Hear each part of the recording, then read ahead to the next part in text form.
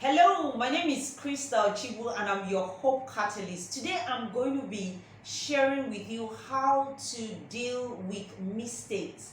How to deal with mistakes. If you're yet to subscribe to my YouTube channel, don't forget to click the subscribe button. And if you've also clicked the subscribe button, it's important to turn on the notification button so you don't miss anything at all. Today, we will talk about how to deal with mistakes. Mistakes happen all of the times, and there are a lot of times we do things that we probably, didn't expect that we will do, and as a result of that, some of us just really get into the point where we're so judgmental of ourselves and unforgiving of ourselves and just really remain in that circle where you're not able to deal with whatever it is and move on with your life, and seeing that you can then stop making those mistakes. Like I said before, mistakes happen every day. There are times when even when you put everything that you need to put in place for the mistakes not to happen, they still happen. So really, mistakes are a part of life. But the problem will be staying in the place of your mistake and continually making that mistake. That's why it's important to deal with it. That's why it's important to have in place a set of things that you want to put together that makes sure that you don't continue to make mistakes. I'm sure you don't want to be a perpetual mistake maker. Yeah? I'll be sharing with you three major things on how to deal with mistakes, and it's actually the OAP of dealing with your mistakes. Some of you are thinking I'm thinking of on-air personality of dealing with your mistake. Absolutely not. It's just OAP of dealing with your mistakes. The first thing you want to do, my friend, is you want to own your mistakes. One of the key things that I see around a lot these days is people not being responsible for the things that they do, and they try to push the ball or try to blame someone else for their mistakes. And I don't know if you fall in that category, but before you start pushing and before you start blaming other people, you cannot progress if you actually don't own your own mistakes and the things that you've done wrong, and the things, the places where you are faulted. Because it's important for you to be responsible for those things so that you know how to deal with it. And once you have owned it, once you're taking charge of the thing that you have done wrongly, then you can move on with your life. The second thing that you want to do is you want to make sure you analyze and understand what actually went right or wrong and how you got yourself to the place in the first instance.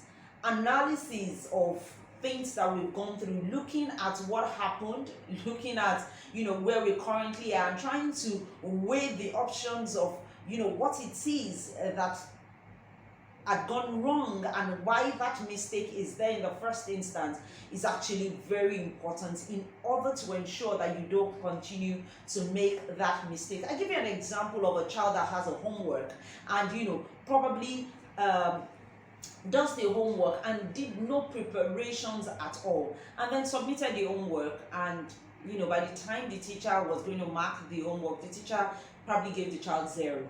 And so if that child sits down to do the analysis and tries to understand and knows that, oh, before now I don't prepare at all, or before I go into that test I don't do any preparations at all, it helps the child to understand what has gone wrong and why the mistake is there in the first place. And that's why it's important for you to analyze what has gone wrong, what could I have done differently, and then you can move on with your life.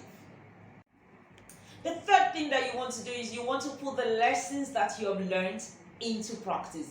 Remember that you have done the analysis, and when you analyze something, when you understand it properly, there are things that you would have identified that are the problems and why you landed in that mistake in the first instance. So what you want to do now is put the things that you have learned, the lessons that you have come across, into play.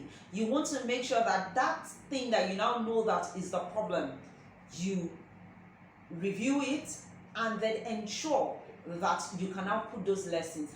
Peradventure, you're somebody like me, and I realize that, when I sleep very late, waking up early becomes a big problem for me. Having analyzed that, I have a time, that my lessons of, when you sleep by 12 or waking up by 4 o'clock becomes really very difficult.